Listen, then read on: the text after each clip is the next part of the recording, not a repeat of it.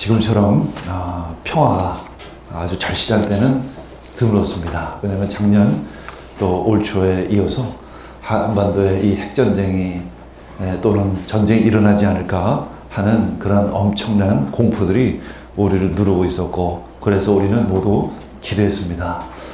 최소한 이 땅에서 전쟁만큼은 일어나서는 안 되는 것이죠.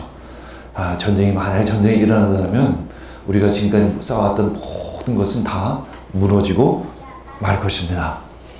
인천 상륙 작전 때 어떤 한 분이 이 맥어던 장군에게 이런 질문을 했습니다. 왜 도대체 전쟁이 일어납니까? 이런 질문을 했을 때 이 맥어던 장군이 이렇게 대답을 했습니다. 그것은 신학의 문제입니다. 그것은 어떤 의미냐면 바로 하나님과의 관계 문제라는 것입니다. 평화는 하나님의 관계에서 시작이 됩니다. 인간은 항상 싸움질입니다. 항상 전쟁입니다. 그래서 많은 사람들이 예언을 했듯이 인간의 그 욕망, 인간의 그 파괴성 때문에 이 지구가 멸망할 것이다. 종말을 고할 것이다. 그렇게 예언을 한 이유도 바로 그것입니다. 이 땅에는 그 주님의 사랑, 하나님과의 관계 회복이 필요합니다. 하나님과의 화평을 위해서 가장 중요한 것은 무엇일까? 요즘에 비핵화, 한반도의 비핵화, 왜 이런 얘기를 자주 합니다. 더 중요한 것은 이 땅에 비죄화가 있어야 합니다. 죄가 이 땅 가운데 사라져야 합니다. 그래서 예수님께서는 십자가에 못 박히셨습니다. 우리들의 죄를 대신해서 그 십자가를 짊어지시고 죽으신 것입니다. 그것을 우리는 대속이다, 이렇게 이야기합니다. 우리의 죄를 다 짊어지신 것입니다. 그래서 하나님께서는 우리들에게 첫 번째 구약의 제사를 허락해 주셨어요. 그러나 그것은 임시적이고 그림자이고 아주 불완전한 것이었습니다. 그래서 그것은 완전한 것을 위한 예비적인 단계였던 것입니다. 로마서 3장 25절 읽겠습니다. 이 예수를 하나님이 그의 피로 인하여 믿음으로 말미암는 화목제물로 세우셨습니다. 하나님께서 예수 그리스도를 화목제물로 세우셨습니다. 누구의 화목일까요? 바로 하나님과 우리 사이의 화목을 위해서 예수님께서 십자가에 못 박혀 죽으신 것입니다. 우리 히브리서 9장 1절에 4절 말씀도 한번 읽어보도록 하겠습니다. 그리고 둘째 휘장 뒤에는 지성소라고 하는 장막이 있었습니다. 거기에는 금으로 만든 분향제단과 온통 금으로 입힌 언약궤가 있고, 그 안에 만나를 담은 금 항아리에 싹이 난 아론의 지팡이와 언약을 새긴 두 돌판이 들어 있었습니다. 바로 구약의 제사를 드리는 성막의 모형입니다. 성막은 성소와 지성소로 되어져 있었습니다. 그래서 이스라엘 사람들은 자신의 죄를 사하기 위해서 그 먼 곳에서로부터 그 짐승을 끌고 와서 속죄 제사를 드려야만 했던 것입니다. 제가 이런 한번 소설과 같은 이야기를 한번 지어봤습니다. 그러나 실제 있을 수 있는 일이죠. 예루살렘에서 멀리 떨어져 있는 시몬이라는 사람이 있었다, 이렇게 한번 생각해 보시기 바랍니다. 이 사람은 이제 올해도 작년에 이어서 속죄제를 드리기 위해서 이제 소나 혹은 양을 자기 집에서 데리고, 어쩌면 중간에서 어떤 시장에서 살 수도 있겠고 예루살렘에 올라와서 그 짐승을 살 수도 있었을 것입니다. 어쨌거나 이제 예루살렘까지 아주 수십 킬로를 걸어와야만 했을 것입니다. 이 수십 킬로, 이 더운 날에, 떼약볕 아래서 몇 날 며칠, 어쩌면 몇 주를 걸어서 예루살렘으로 향합니다. 이제 드디어 마음에 그리던 그 예루살렘 성전에, 그 황금 성전에 이제 도달을 합니다. 이제 황금 성전은 울타리로 이제 둘러쳐져 있습니다. 그곳엔 딱 한 곳에 문이 있습니다. 동쪽에 있는 문, 그 문을 통해서 이제 성전 안으로 들어갈 수 있습니다. 이제 성전 안으로 들어가서 가장 먼저 눈에 보이는 것은 바로 번제단입니다. 짐승을 태울 번제단인 것이죠. 그런데 이 짐승을 번제단을 태우기 위한 준비 작업이 쉽지 않습니다. 그 머나먼 길을 짐승, 양이나 소를 끌고 오는 것, 그런 엄청난 수고를 더해서 이제 양을이나 소를 잡아야 합니다. 그것은 제사장이 대신 잡아주는 것이 아니라 쉽게 해서 예배자, 이제 시몬이 칼을 들고 그 소나 양을 잡아야 합니다. 양을 잡기 전에 먼저 이 그림에도 보듯이 이 양이나 이 소에게 안수를 합니다. 이 안수를 함으로 말미암아 자신의 죄가 이 양에게 전가가 되어지는 것입니다. 내 죄를 이 양이 대신 짊어지고 이제 번제로 태워지게 되는 것입니다. 이것이 첫 번째 안수의 의미고, 두 번째 의미는 이 흠없는 양, 흠없는 이 짐승의 그 흠없음, 이 깨끗함이 또 안수하는 사람에게 전가되어지는 것입니다. 보통 이제 레위기에 보면 13살 이상이 되면 자신의 죄에 대해서 희생 제사를 드리게끔 되어져 있습니다. 그러면 만약 이렇게 힘들고 어려운 희생 제사를 드리지 않는다면 어떻게 될까? 말씀도 읽을 수가 없습니다. 기도도 할 수 없습니다. 또 의인의 회중에 함께 참여할 수도 없습니다. 만약에 속죄 제사를 드리지 않고 말씀을 읽거나 의인의 회중에 들어가거나 기도를 한다면 벌을 받아서 죽게 될 것입니다. 이렇게 안수를 함으로 말미암아 이제 번제로 드릴 짐승에 대해서 안수를 함으로 말미암아 자신의 죄가 다 전가 되는 것이죠. 이 전가의 의미가 도대체 무엇일까? 마치 죄가 전염된다는 의미와도 일맥상통한데, 우리가 하나의 씨를 뿌리면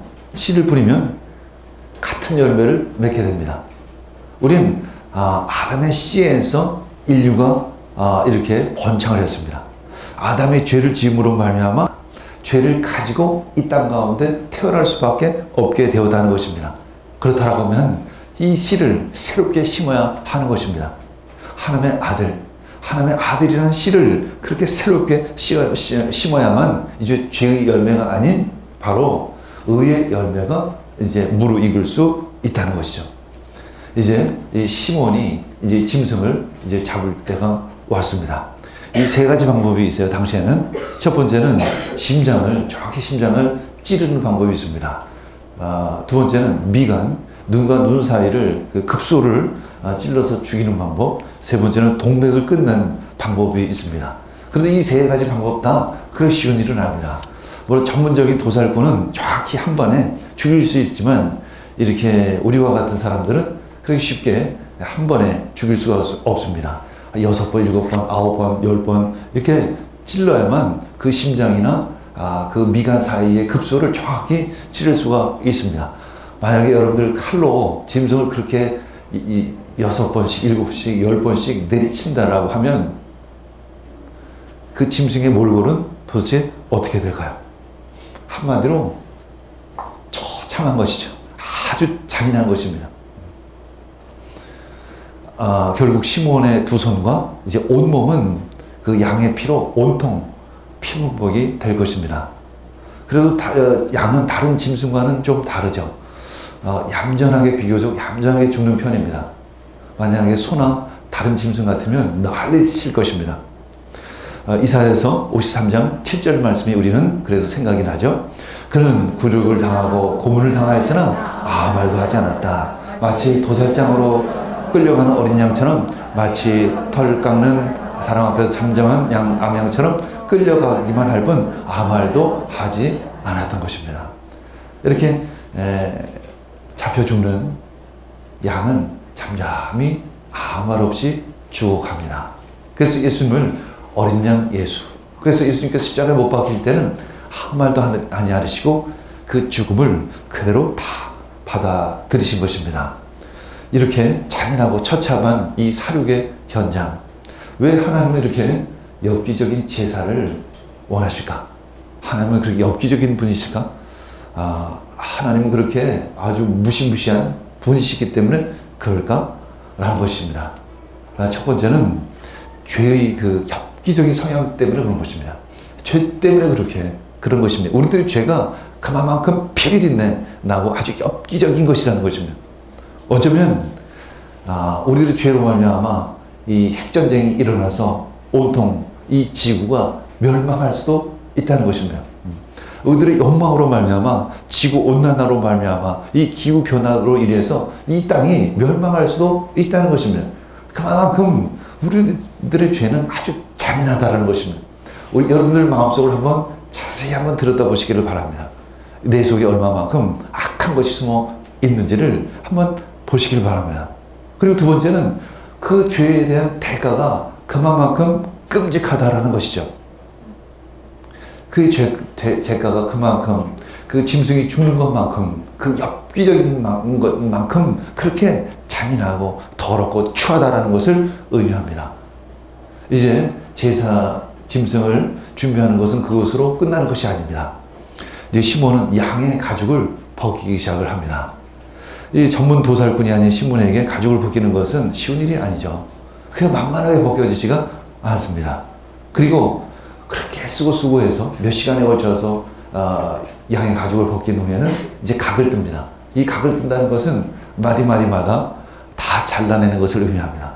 칼로 되지 않습니다. 도끼로 찍어야만 되는 것이죠.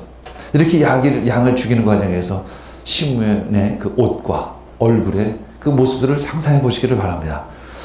피와 함께 살점, 피조각, 뼈조각 이런 것들이 덕지덕지 온몸에 다 붙어 있었을 것입니다. 마치 처참한 전쟁을 치른 그 군사의 모습보다 더 처절할 것입니다. 그만큼 내 안에 죄의 싸움은 치열하고 아주 처절하다는 것을 의미합니다. 우린 매일매일 이런 전쟁을 치릅니다. 이 땅에 사는 삶이 이렇게 처절한 이유가 바로 우리들의 죄 때문에 그렇다는 것입니다. 그래서 우리는 구원이 필요합니다. 평화가 필요합니다. 그 평화는 바로 하나님으로부터 시작됩니다. 하나님과 관계로부터 시작이 되죠. 이제 시몬이 이제 잡은 양을 번제단 위에서 태우기 시작합니다. 이제서 이제 제사장은 그 피를 가지고 성소로 돌아가게 됩니다. 이것이 바로 구약의 제사입니다. 어쩌면 예수 그리스도께서 이 땅 가운데 오시지 않으면 여러분들이 하나님을 믿기를 원한다면 이런 제사를 가끔 자주 드려야만 할 것입니다. 부산에서 어쩌면 저기 제주도에서 양 한 마리를 소 한 마리를 끌고 그 성전에 올라가서 속죄 제사를 치루어야만 그것도 일시적으로 아주 임시적으로 우리들의 죄가 사해질 것입니다. 그런데 예수님께서 이 땅 가운데 오셔서 완전한 제사를 이루신 것입니다. 레위기 1장 17절 읽겠습니다. 이것이 번제인데 이는 제물을 불에 태워서 그 향기로 나 주를 기쁘게 하는 살라 바치는 제사이다. 하나님께서는 그 향기로 나 주를 기쁘게 한다는 것입니다. 하나님은 진짜 그 향기를 맡으신다는 거죠. 그 짐승의 그 태움의 냄새가 그렇게 향기로울까요? 아주 역겨울 것입니다. 그러나 하나님께서 맡으시는 그 향기는 우리들의 죄를 태우는 향기인 것입니다. 우리들의 죄가 태워질 때 향기가 날 것입니다. 히브리서 10장 1절 읽겠습니다. 율법은 장차 올 좋은 것들의 그림자일 뿐입니다. 실체가 아니므로 해마다 반복해서 드리는 똑같은 희생제로서는 하나님께로 나오는 사람들을 완전하게 할 수 없습니다. 그러나 그것은 완전하지 않다는 것입니다. 매번 들어가만 한다는 것입니다. 매년 들어야만 한다는 것입니다. 죄를 지을 때마다, 죄가 생각날 때마다 그 제사를 드려야만 한다는 것이죠. 요즘에 그 비핵화 얘기를 하면서 이런 얘기를 합니다. 검증 가능하고 돌이킬 수 없는 비핵화. 이런 얘기를 합니다. 그런데 예수님께서 드린 제사는 돌이키지 않아도 되는 완전한 그런 제사인 것이죠.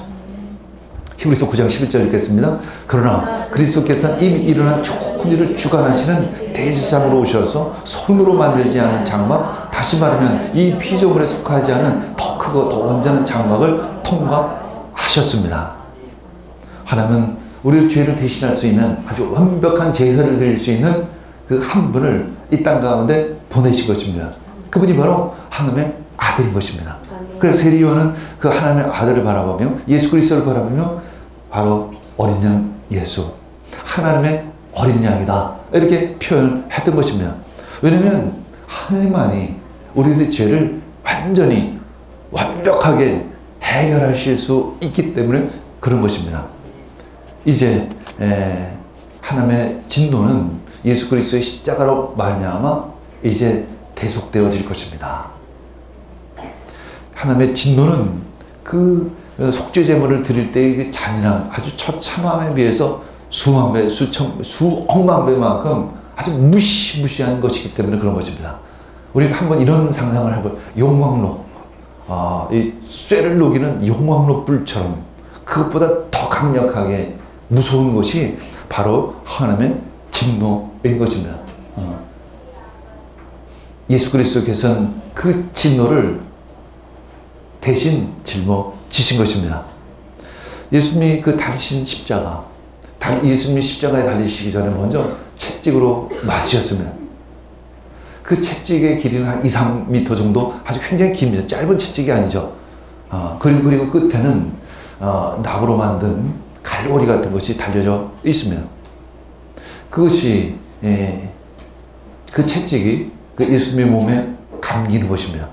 그 끝이 도대체 어디로 갈는지는 아무도 알지는 못합니다. 그 갈고리가 갈비뼈를 끊을 수도 있고 창자를 끊을 수도 있고 얼굴을 끊을 수도 있습니다. 그렇게 잔인하게 그 채찍질을 하고 나서 십자가에 못 박아 죽게 하는 것입니다. 그런 로마 때 십자가향이 있었는데 그때도 그 십자가형만큼은 하지 말자, 마치 요즘에 사형제도만큼은 폐하자라고 주장하는 것보다도 더 십자가형만큼은 좀 없애자. 그건 너무나 잔인하다. 그 죽는 사람을 너무 힘들게 한다라고 이야기할 정도였었습니다. 예수님은 우리들의 죄를 위해서 나의 죄를 대신해서 이 대속의 십자가를 짊어지신 것입니다.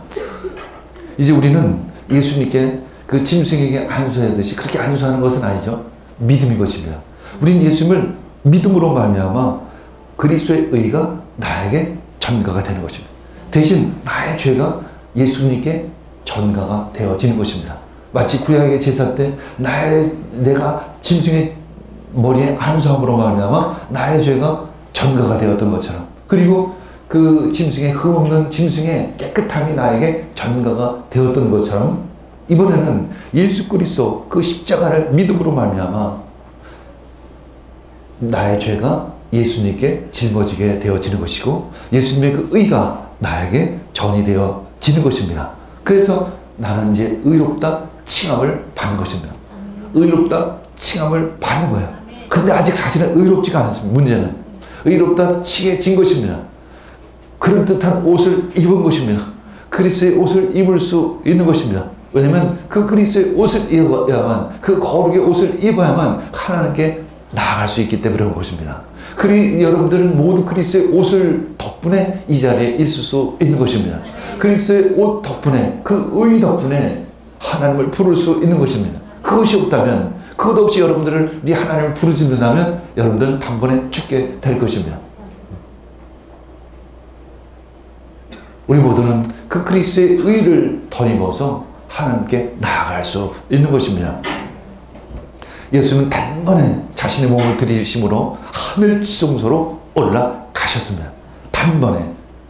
어떤 염소나 송아지의 피로서가 아니라 히브리서 9장 12절 읽겠습니다. 단 한 번에 지성소에 들어가셨습니다. 그는 염소나 송아지의 피로서가 아니라 자기의 피로서 우리에게 영원한 구원을 이루셨습니다. 우리 찬양, 이런 찬양이 있습니다. 보혈을 지나 하나님의 품으로, 보혈을 지나 아버지 품으로, 보혈을 지나 하나님 품으로 한 걸음씩 나가세. 보혈을 지나 하나님 품으로, 보혈을 지나 아버지 품으로. 예수님의 그 보혈 피로 말미암아 우리는 아버지의 품으로, 하나님의 품으로, 그 지성소의 깊은 곳으로 갈 수 있는 것입니다. 그리고 우리가 이 땅을 떠날 때 우리는 천국으로 향할 수 있는 것입니다. 보혈을 지나서 우리는 천국을 향할 수 있는 것입니다. 그래서 그 존귀한 주 보혈이 내 영을 나를 새롭게 하신다는 것입니다. 여기에 깊은 의미가 있습니다. 아직 내 안에 죄가 있습니다. 그 주님의 영이, 성령이 나를 새롭게, 매일 새롭게 하실 것입니다.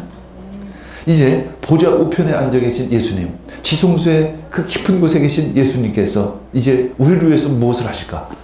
많은 일들을 하시겠지만 그 중에 하나는 우리들에게 약속하신 성령을 부어 주시는 것입니다.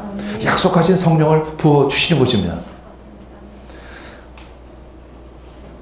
요한복음 14장 20절 읽겠습니다. 그날에 너희는 내 아버지 안에 있고 너희가 내 안에 있으며 또 내가 너희 안에 있음을 알게 될 것이다. 그날에 너희는, 그날이 어떤 날일까? 예수님께서 십자가에 못 박히시고 부활하시고 승천하신 이후에 너희는 내가 아버지 안에 있고 너희가 내 안에 있으며 내가 너희 안에 있음을 알게 될 것이라는 것입니다. 어떻게? 승천하신 그 하나님 보좌 우편에 앉아 계신 예수님이 어떻게 내 안에 계실까요?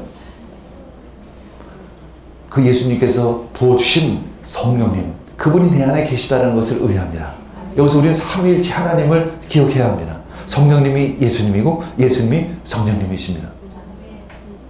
주의 영, 하나님의 영, 예수님의 영이 우리들 심령 가운데 오신 것입니다. 그래서 성령님이 내 안에 계시는 것입니다. 그래서 그분을 내주하시는 성령님, 내 안에 계시는 성령님, 이렇게 표현하는 것이죠. 이제 성령님이 내 안에 계셔서 예수님의 그 사역을 계속 하시면, 예수님이 어떤 사역? 우리의 죄를 사해 주시는 그 사역을 이제 계속 하시는 것입니다. 성령님이 내 안에 계셔서 내 안에 있는 죄를 하나씩 하나씩 태워버리시기 시작을 하는 것입니다.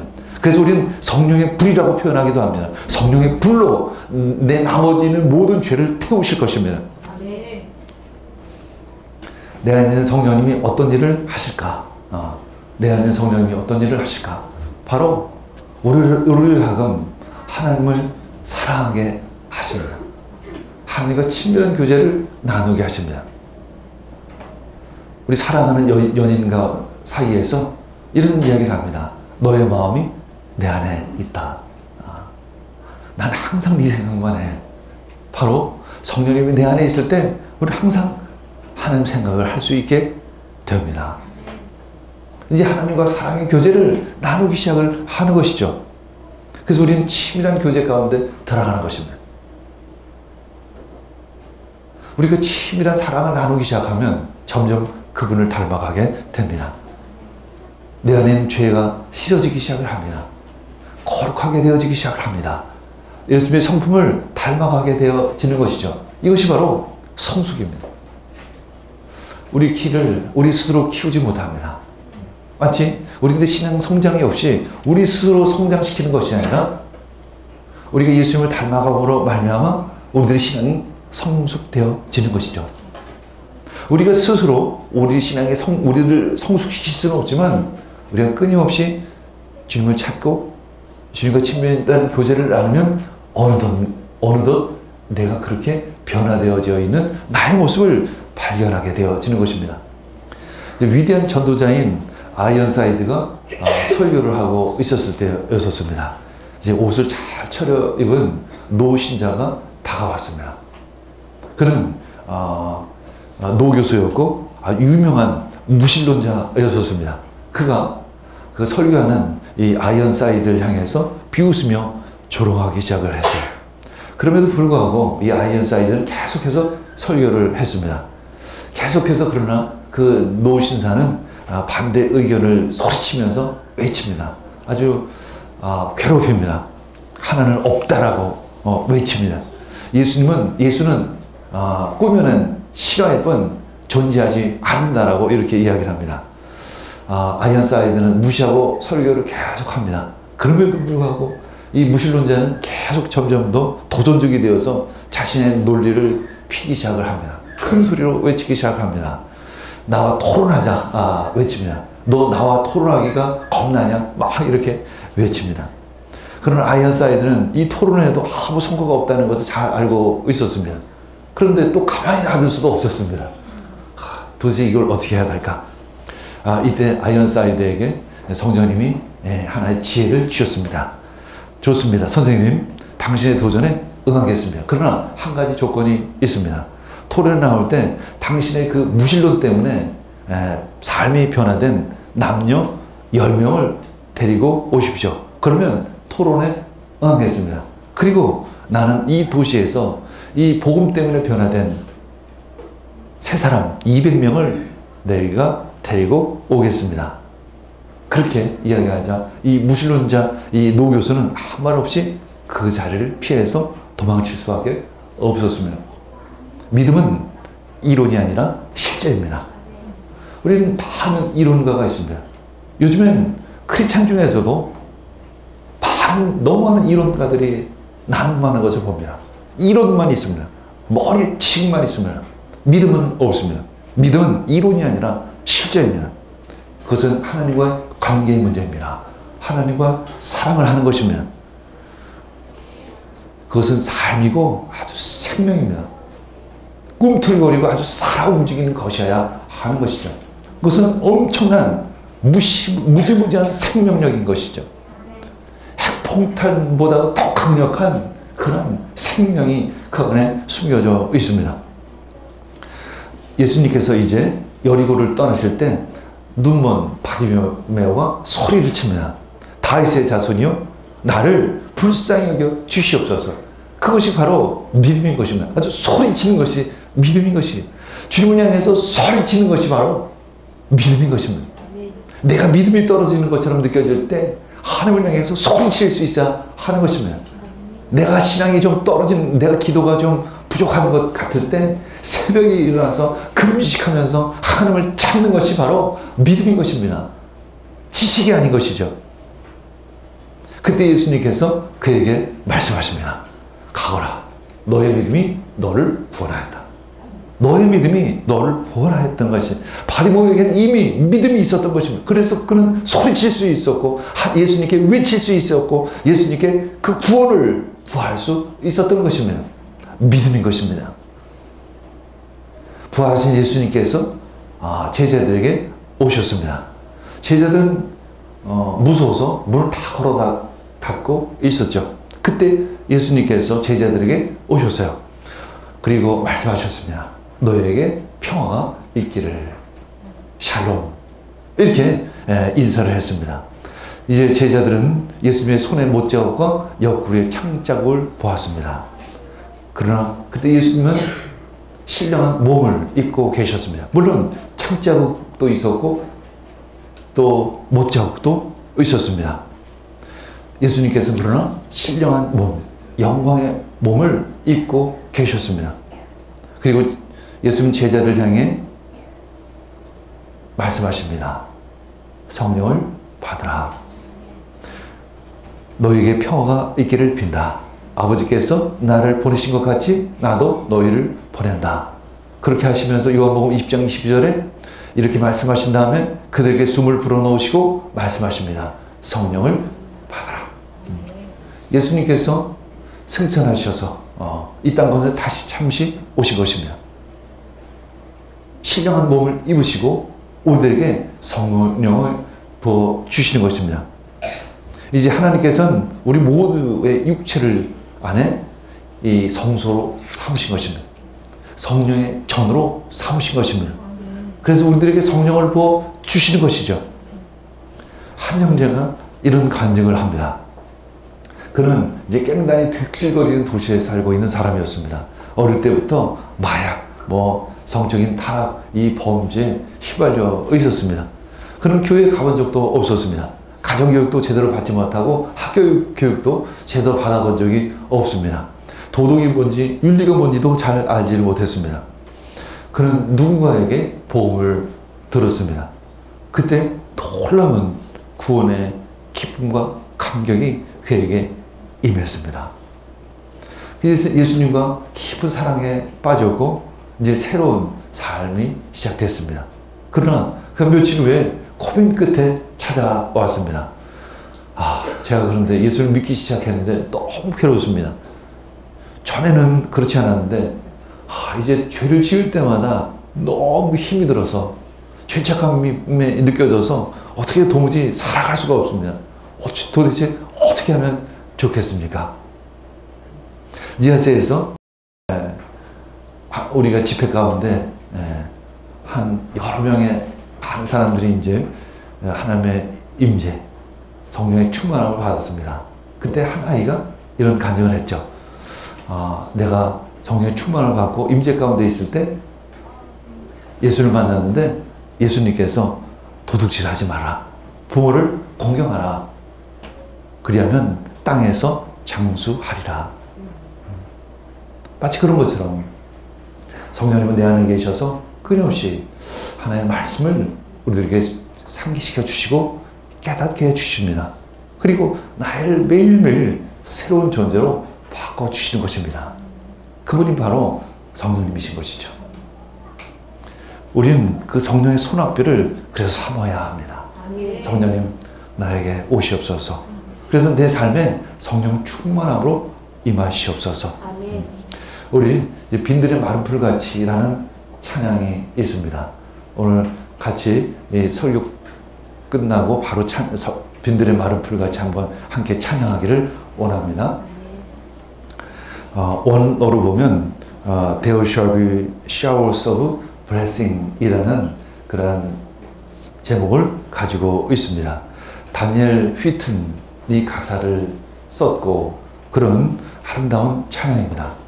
고요히 그 성령의 수납비를 구하는 그리고 주의 임재를 구하는 그런 찬양인 것입니다. 그러나 그 휘틀은 미국 남북 전쟁에서 장교로 소령으로 전쟁에 참여를 했습니다. 그러나 그는 안타깝게도 오른팔을 잃어버렸습니다. 더구나 죄수로 군생활을 마치게 되었습니다. 병원에서 이제 상처를 치료받고 있었습니다. 처절한 마음이죠. 괴로운 마음이죠. 나를 위해서 자기가 몸을 바쳤지만 목숨을 바치고 전쟁을 했지만 결국 남은 것은 아무것도 없었고 도리어 팔을 잃고 죄인의 모습으로 전역을 할 수밖에 없었던 모습. 그때 그는 성령을 보기 시작했습니다.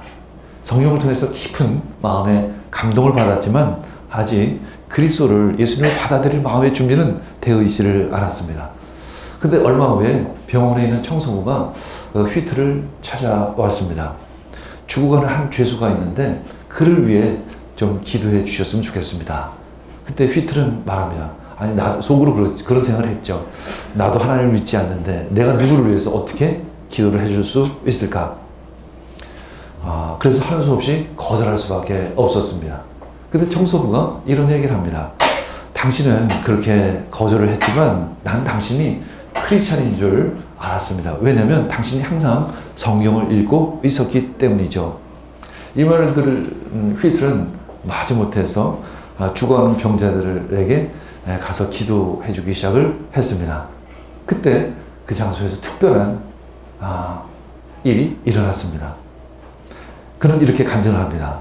나는 무릎을 꿇고 그 청년의 손을 잡았다.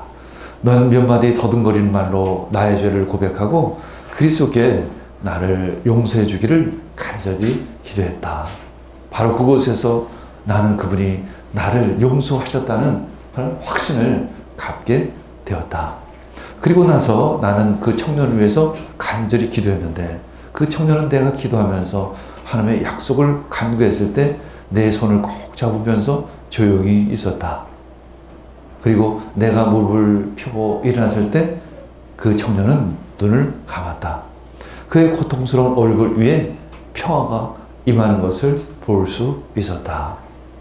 그 하나님의 평화, 그 평화가 그 청년 가운데 임하는 것을 보았다.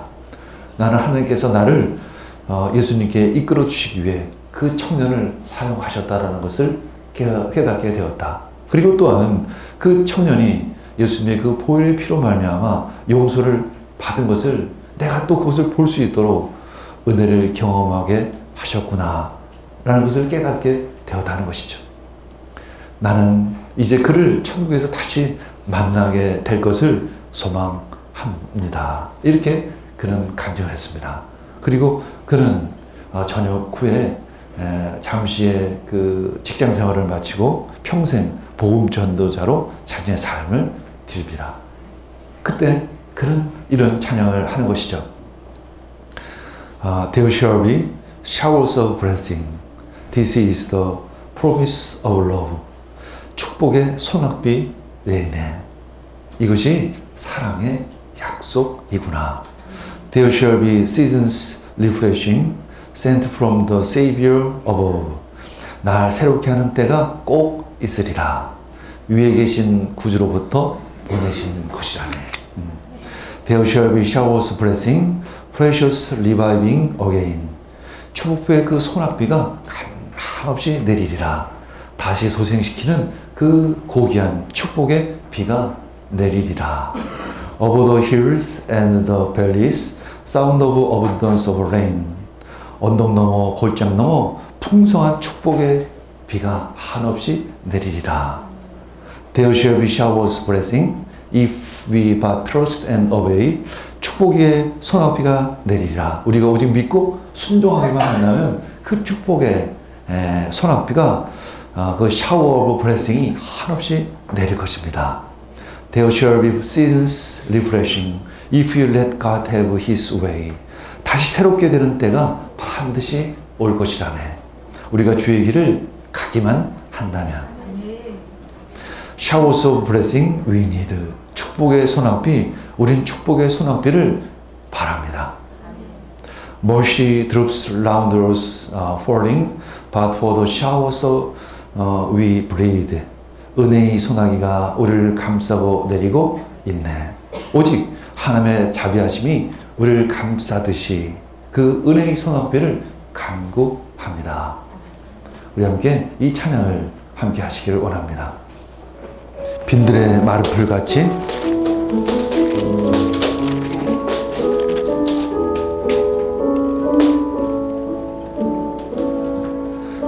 빈들의 마른 풀같이 시들은 나의 영혼 주님의 허락한 성령 간절히 기다리네. 가물음의 마른 땅에 단비를 내리시듯 성령의 단비를 부어 새 생명 주옵소서. 빈들의 마른 풀같이 시들은 나의 영혼 주님의 허락한 성령 간절히 우리가 기다립니다. 가물음의 마른 땅에 단비를 내리시듯 성령의 단비를 주님께서 한없이 부어주실 줄 믿습니다. 그래서 우리에게 새 생명을 주시옵소서. 참되신 사랑의 언약 어길 수 있사오랴. 오늘의 흡족한 이 하나님의 은혜 또한 주실 믿습니다. 감으로 메마른 이 땅에 단비를 내리시듯 성령의 단비를 한없이 부어주셔서 우리들 안에 새 생명으로 다시 태어날 수 있도록 허락하여 주시옵소서. 우리 함께 기도하겠습니다. 주님, 오늘 이 찬양처럼 오늘 이 말씀처럼 나의 모든 죄는 다 씻어지고 이제 성령의 단비로 내리셔서 나를 새롭게 하시옵소서. 주님 감사합니다.